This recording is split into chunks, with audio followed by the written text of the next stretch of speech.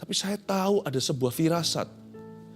Iman itu kalau ditaruh di hati kita itu diberikan pada kita dengan berbagai macam perasaan. Iman itu juga menimbulkan kepekaan. Jadi belajar peka sama hadirat Allah. Belajar peka sama firman-Nya. Kira-kira dari khotbah ini Tuhan mau bicara apa?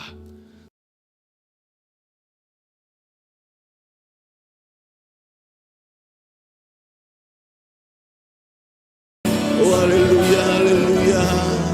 Tambahkan iman kami seperti doa murid-murid-Mu para rasul. Tambahkan iman setiap kami, ya Roh Kudus, Kau ada di sini. Iman kami timbul dari pendengaran, sampaikan sabda-Mu. Berikan karunia iman. Dan ketika kami memperoleh iman itu, kami percaya sesuatu akan terjadi. Kami mau lawan arus. Bukan hanya arus dunia yang di luar kami, tapi juga arus keraguan sendiri, arus kebimbangan hati, kemalasan untuk berdoa, dan juga setiap intimidasi yang dirasakan. Kami percaya ya Tuhan Yesus, sekalipun kami tidak melihat Engkau ada di sini dan mendengar doa keluarga saat teduh. Sampaikan sabda-Mu, sembunyikan hamba-Mu di balik salib-Mu. Demi nama Yesus, haleluya. Amin. Oh haleluya, sesi pengagungan pujian yang begitu indah. Saya nggak ingin berhenti, tapi saya percaya jikalau firman tidak diberitakan, kita nggak akan tahu bagaimana beriman. Iman kita timbul dari pendengaran. Mari kita sekarang dengarkan pesan yang Tuhan taruh di mulut saya untuk Anda. Saya berikan judul, lawan arus untuk ikut Yesus. Karena berdoa itu tidak mudah. Karena banyak arus dunia, belum lagi arus di dalam diri kita sendiri yang seringkali melawan, yaitu kedagingan. Matius pasal 20 ayat 29 sampai 34. Yesus menyembuhkan 2 orang buta.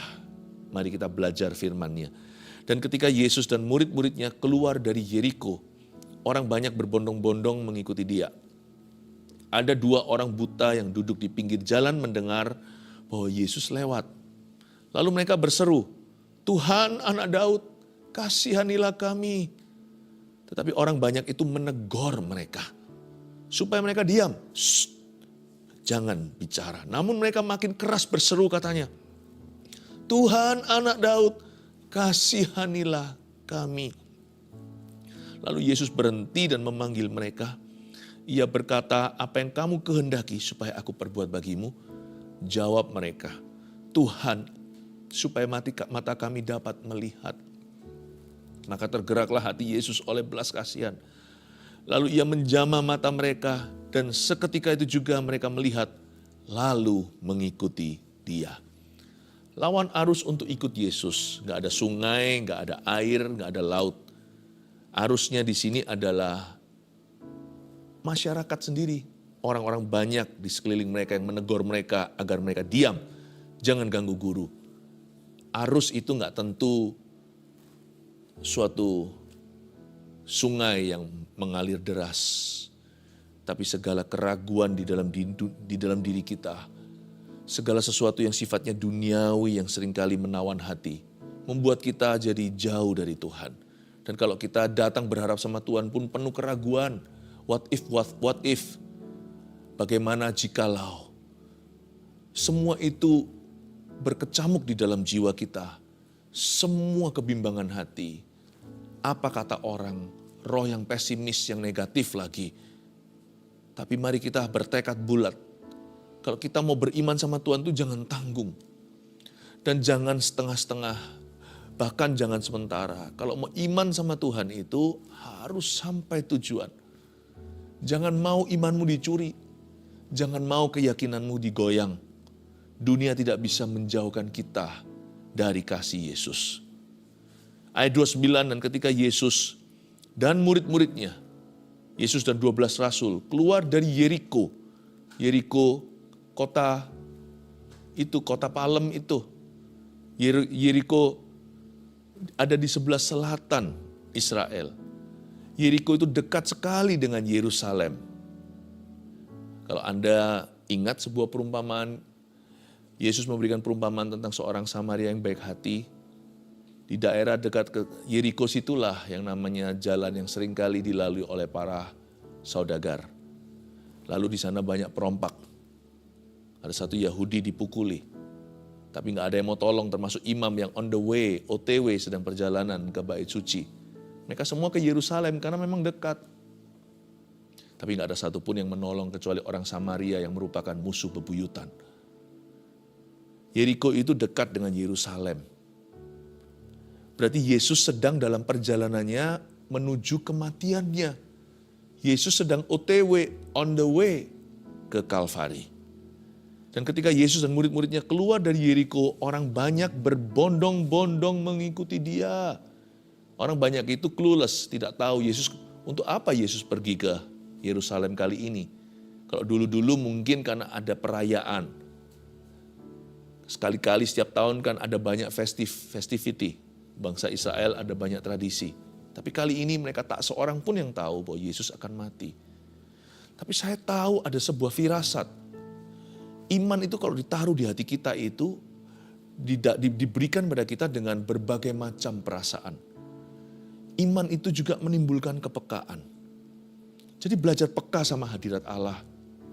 Belajar peka sama firman-Nya. Kira-kira dari khotbah ini Tuhan mau bicara apa? Tuhan mau bicara apa secara spesifik kepada Anda? Keluar dari Yeriko itu, dua orang buta ini punya firasat bahwa ini terakhir kali Yesus melalui jalan ini. Tidak heran mereka sangat-sangat desperate sekali, mereka berseru-seru kepada Tuhan. Memang betul sih, kalau kita baca, ini Matius 20, 8 pasal lagi selesai Injil Matius. Ini sudah menuju ke episode terakhir pelayanan Yesus Kristus di atas muka bumi. Menyembuhkan orang sakit, melepaskan orang dari si jahat, membangkitkan orang mati, mentahirkan orang kusta. Yesus sekarang hendak naik ke kayu salib, menggenapi tujuan utamanya datang ke dunia, yaitu mati bagi dosa. Dan orang ini tahu, saya nggak bisa buktikan, terbukti dari bagaimana dia sangat-sangat berseru, begitu putus asanya, teriak-teriak, sampai mengganggu orang banyak, berarti suaranya keras dong. Nggak mungkin berseru itu dalam hati, kalau berseru dalam hati mereka nggak akan berkata, "Shh, diamlah." Berarti dia berseru dengan suara yang paling keras yang dia bisa. Keluar dari Yeriko, orang banyak berbondong-bondong mengikuti dia. Mereka tahu, oh Yesus mungkin tidak akan kembali. Atau sekali Yesus keluar dari Yeriko atau kota mereka, mungkin mereka sudah tidak punya kesempatan seumur hidup lagi untuk berjumpa dengan Tuhan. Karena Yesus memang sedang perjalanannya ke Yerusalem untuk dibunuh oleh orang-orang berdosa. Ayat yang ke-30, ada dua orang buta. Mari kita bahas lakon kita. Dua orang buta yang duduk di pinggir jalan, mendengar bahwa Yesus lewat. Dua orang buta. Mereka bukan partners in crime. Mereka bukan mitra dalam dosa. Biasanya kalau orang buta ketemu orang buta ya saling membantulah. Saling tolong. Biasanya orang cenderung untuk dekat dengan orang yang punya kesamaan. Ada sebuah perasaan senasib. Tapi saya suka sekali. Biasanya kalau orang sakit dengan orang sakit. Kita sama-sama pasien. Bisa saling menguatkan, tapi juga bisa saling melemahkan, saling menjatuhkan. Bisa muncul belas kasihan terhadap diri sendiri. Tidak ada orang paling malang di dunia ini daripada orang-orang yang suka mengasihani dirinya. Tapi dua orang buta ini bukan partners in crime. Mereka bukan partners in disbelief atau in unbelief. Mereka bukanlah mitra dalam ketidakpercayaan. Tapi saya yakin bahwa mereka berdua saling menguatkan. Terbukti ketika Yesus lewat, mereka tahu itu siapa yang lewat di depan mereka, sekalipun mereka tidak melihatnya. Langsung spontan kedua-duanya, tidak saling janjian, berlari ke arah dia. Karena mereka peka suara kan, orang buta biasanya lebih tajam pendengaran. Lari ke arah Yesus dan berkata, "Anak Daud, Tuhan, anak Daud, kasihanilah kami." Memang lebih baik sih kalau kita itu lemah cari orang lain untuk saling menguatkan. Tapi jangan pernah saling melemahkan. Berseru sendirian itu sepi. Tapi kalau berseru berdua, bareng-bareng, apalagi kalau teriak-teriak keras sekali, jauh lebih terdengar. Sampai orang banyak terganggu. Tapi Yesus tidak merasa terganggu. Yesus merasa terharu. Inilah pentingnya doa bersama. seperti saat teduh bersama, seperti waktu kita ibadah di gereja. Ini doa korporat. 2 orang, 3 orang berkumpul dalam nama Yesus, dia ada di situ. Ini 2 orang buta, bukan 3. Berseru-seru, Tuhan bukan hanya ada di situ, Tuhan izinkan mereka menghampiri dirinya. Bayangkan, Tuhan itu tepat janji. Dia yang mengajarkan kalau ada 2-3 orang berkumpul dalam namaku, aku pasti ada di sana. Tuhan praktekkan pengajarannya sendiri. Ada 2 orang buta, Yesus langsung panggil mereka. Ketika mereka berseru, Tuhan tidak menolaknya, padahal orang banyak merasa terganggu. Bahkan murid Yesus pun, para rasul, hamba-hamba Tuhan ini berkata, diamlah, sudahlah, lupakan segala harapan. Udahlah, kamu kan buta sampai kamu mati. Udah jangan ganggu guru lagi. Tapi Tuhan itu tepat janji, 2-3 orang berkumpul dalam namaku, dia berkata, aku akan ada di sana. Itu ada 2. Memang berseru bersama itu jauh lebih kuat dan lebih dahsyat daripada berseru sendirian, ya kan? Makanya itu banyak keluarga saat teduh bersama yang tidak mau miss live-nya. Kenapa? Karena kita tahu kita sedang bersama-sama mengetuk pintu sorga. Bukan 1-2 malahan, bukan 2-3 orang Tuhan ada di sana, tapi ribuan, puluhan ribu. Dan bahkan nanti kalau non-live-nya setelah itu ditonton ulang, itu berapa banyak?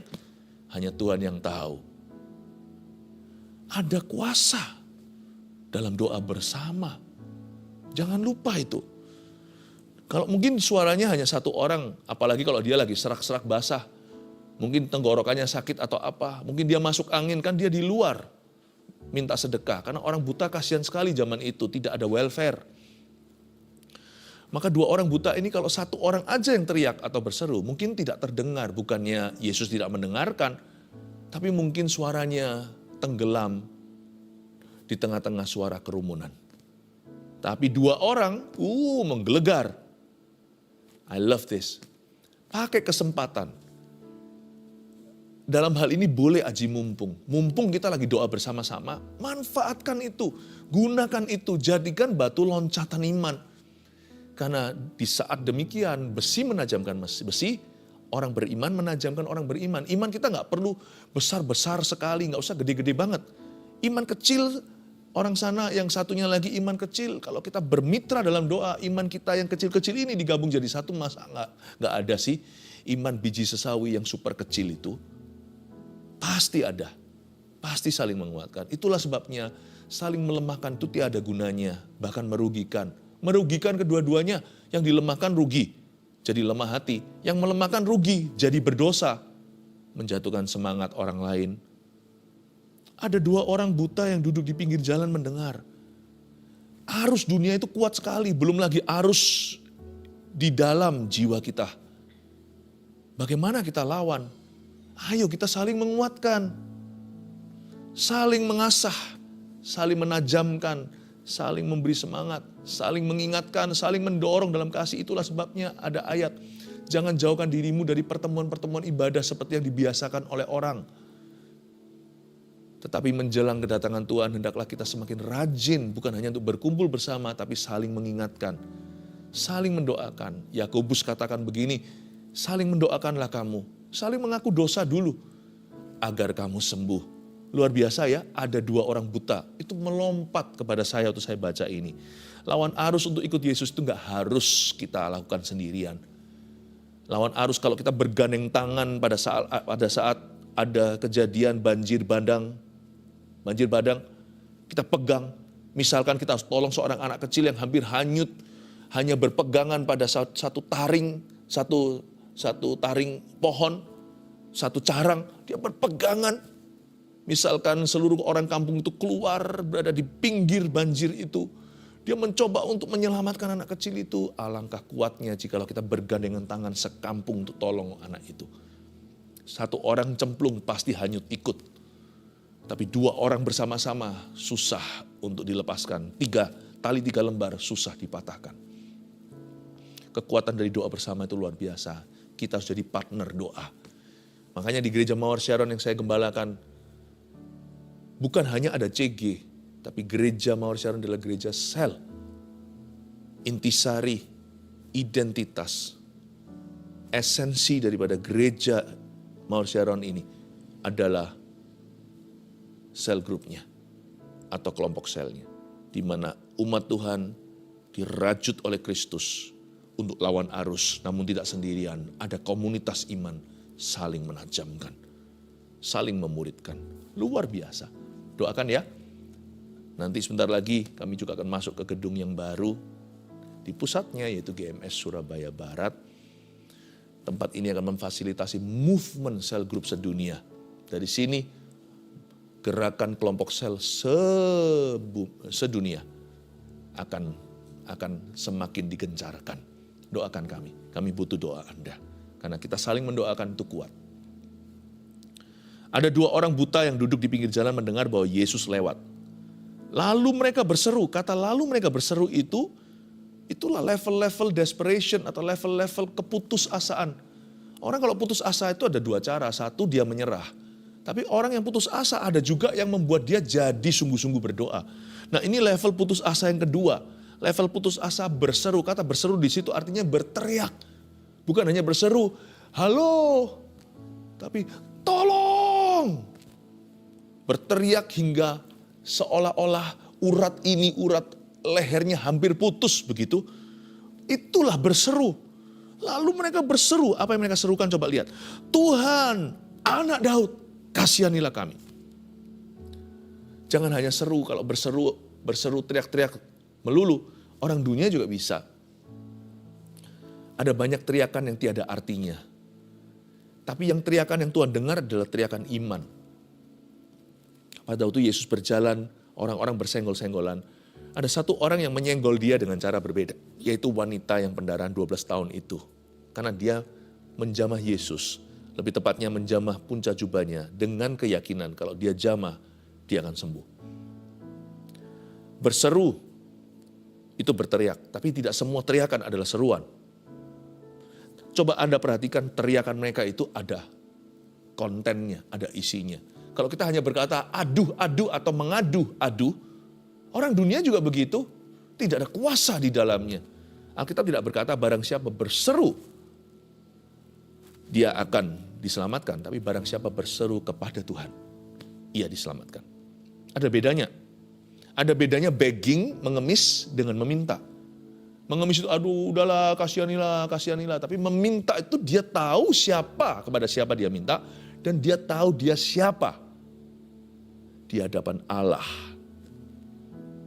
Meminta itu artinya kita tahu dulu bahwa kita adalah ahli waris janji Kristus. Meminta itu artinya kita tahu kita siapa, bahwa kita adalah anak-anak Allah melalui Yesus Kristus Tuhan kita. Yesus berkata sampai sekarang kamu belum minta. Sama murid-muridnya dia ingatkan, kok belum minta ya? Cepat minta Allah supaya sukacitaku penuh. Kamu tidak mendapat karena kamu tidak minta, kata Yakobus. Mintalah, kata Yesus, supaya sukacitaku penuh. Sebab barang siapa yang meminta akan menerima, barang siapa yang mencari akan mendapat, menemukan, dan barang siapa yang mengetuk pintu akan dibukakan. Mintalah. Tuhan, Anak Daud, kasihanilah kami. Itulah seruan mereka. Coba saya jabarkan. Mereka bukan hanya teriak, tapi teriakan mereka memuliakan Tuhan. Dia menyebut Yesus, mereka menyebut Yesus Tuhan, Anak Daud. They glorify Christ. Mereka memuliakan Tuhan dengan semua titelnya yang benar. Makanya itu penting sekali sebelum kita teriak-teriak dalam doa itu, kita isi peluru. Kita berkaca, bercermin dulu dengan firman-Nya supaya jangan sampai kita salah meminta, atau kita minta yang benar tapi dengan motivasi yang salah, atau kita itu bahkan lebih fatalnya banyak orang yang minta kepada yang salah. Nggak minta kepada Tuhan Yesus, minta kepada berhala, berharap sama manusia, memuja dan mengandalkan buatan tangan. Mereka berkata Tuhan, tepat alamat. Mereka minta pada Tuhan, lalu dia sebut Anak Daud. Kata Anak Daud ini gak main-main. Karena mereka orang Yahudi, anak Abraham. Mereka tahu bahwa menyebut Anak Daud berarti mengakui bahwa Yesus adalah Mesias. Dengan orang banyak itu pun banyak yang belum percaya. Murid-murid Yesus pun banyak yang belum percaya kok. Pada detik itu, mereka itu masih belum sampai mengerti betul Yesus itu akan mati. Lalu dia dibangkitkan. Padahal Yesus sudah bolak-balik kasih mereka peringatan. Yesus sudah memberitahu lebih dulu nanti anak manusia akan diserahkan. Tapi mereka seperti bengong gitu, saling nggak ngerti apa maksudnya. Bahkan Petrus pun nanti berkata, tidak guru, kau tidak akan mati. Tuhan Yesus pernah berkata sama Petrus, enyahlah kamu memikirkan pikiran manusia. Lihat itu, murid-muridnya pun belum tahu, tapi orang buta ini, 2 orang ini menyebut Yesus anak Daud. Dengan kata lain, mereka mengakui dan mereka memproklamasikan di depan orang banyak yang menghujat mereka. Dialah Mesias. Dan dia tahu bahwa pengurapan seorang Mesias itu pertama-tama adalah mencelikkan orang buta, kalau Anda baca di Yesaya. Yesaya 61, roh Allah ada padaku oleh karena ia mengurapi aku. Itu kan bicara tentang the anointed one atau Mesias atau Sang Kristus. Untuk mencelikkan orang buta. Mereka tahu bahwa Yesus demi menggenapi nubuatan firman, nubuatan Nabi Yesaya tentang Mesias sesungguhnya, Yesus perlu, tanda kutip, Tuhan tidak butuh apa-apa, Yesus perlu menyembuhkan orang buta. Dan mereka menawarkan diri, Tuhan anak Daud, tapi mereka nggak mentang-mentang kasusnya tepat, maka mereka berkata, Tuhan yang butuh sembuhkan aku. Tidak, mereka berkata, kasihanilah aku. Attitude-nya tepat. Sikap hatinya tuh adalah rendah hati. Tidak ada spirit of entitlement, tidak merasa diri lebih berhak. Mereka berkata, kasihani kami ya Tuhan. Dia minta kepada Tuhan, dia sebut titel Tuhan anak Daud. Ini bukan mantra ya. Ini bukan rumus juga. Saya tunjukkan bahwa mereka itu meminta atau berseru dalam kebenaran. Tuhan, anak Daud, kami buta, engkau Mesias. Tiada halangan, tiada rintangan. Aku dirintangi orang-orang ini. Tapi aku tahu nubuatan itu untuk kami. Orang banyak pesimis, tapi kami yakin this is for me. Ini untuk saya Tuhan. Dan saya tahu engkau mampu. Aku gak ragu sebab engkau Tuhan, tapi aku juga tahu engkau mau. Karena engkau anak Daud yang akan mencelikkan orang buta. Kami tawarkan diri kami, jadikan kami kasus penggenapan nubuatan. Heal me, sembuhkan aku. Tapi dia gak marah-marah, ngamuk-ngamuk, tuntut-tuntut Tuhan. Dia gebrak-gebrak meja sorga. Dia berkata dengan rendah hati, kami ini pengemis, kasihanilah kami. Ini yang membuat Tuhan terharu. Kalimat itu bukanlah suatu rumus kalau Anda ucapkan pasti terjadi mujizat. Bukan, tapi kalimat itu dari kata-kata mereka kita bisa tahu hatinya di mana. Sebab dari perkataan mulutmu lah kita bisa menilai hatimu. Sebab apa yang di dalam hati, apa yang di mulut itu keluar dari hati. Tetapi orang banyak itu menegur mereka supaya mereka diam. Mereka tidak mengerti apa yang sesungguhnya terjadi. Tapi Tuhan Yesus tahu apa maksud dari 2 orang buta ini memanggil-manggil dia anak Daud. Namun mereka semakin keras berseru. Katanya, Tuhan anak Daud, kasihanilah kami. Lihat itu, ini saya sebut dalam bahasa Inggris, an unwavering faith. Iman yang tidak bisa goyang. Luar biasa loh iman mereka ya. Ini orang buta harusnya rasa gak aman. Orang melek aja kalau lihat masa aja ketakutan. Ini orang buta, tapi ada baiknya juga mereka buta. Mereka gak bisa kelihatan wajah orang. Gak bisa kelihatan wajah manusia. Ada baiknya sih ya, jangan lihat orang gitu.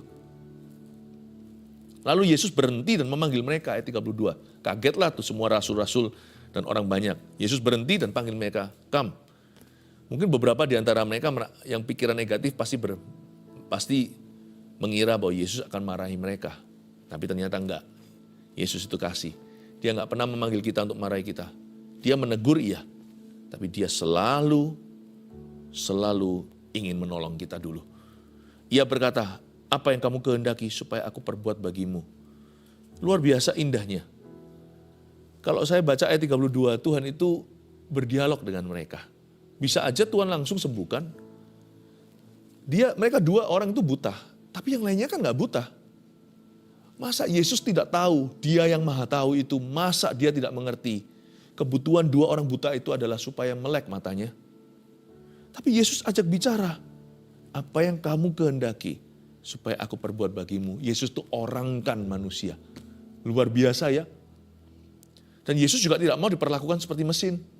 Masukkan koin otomatis keluar. Tidak.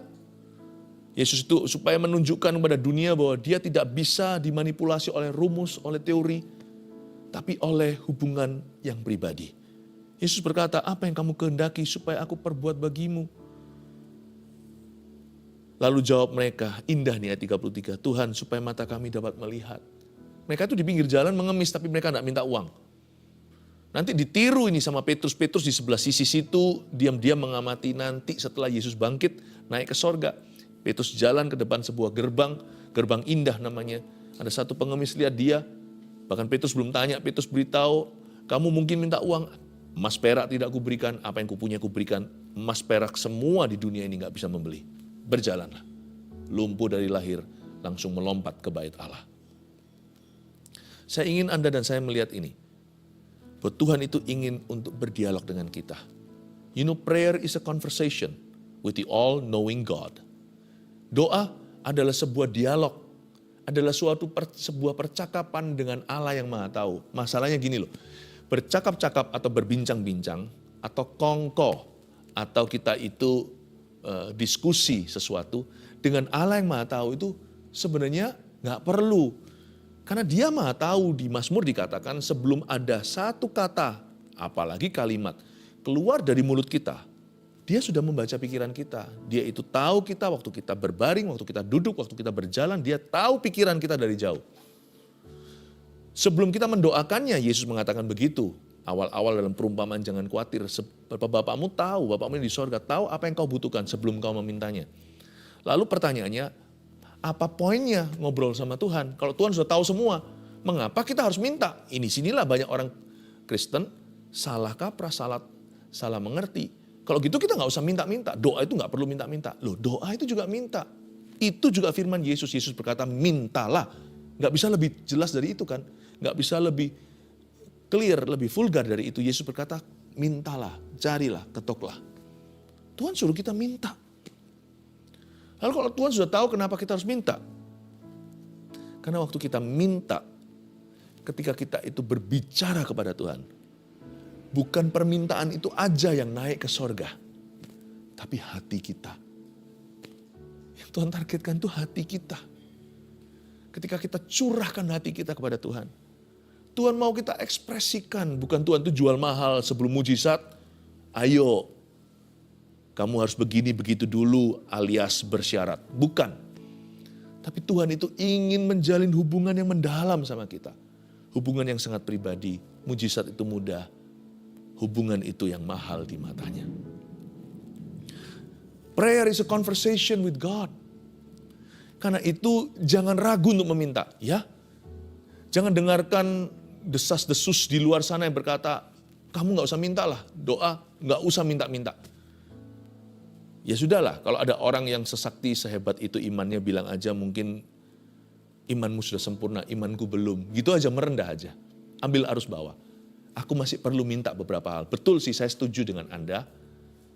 Saya setengahnya setuju, karena doa saya nggak melulu minta-minta.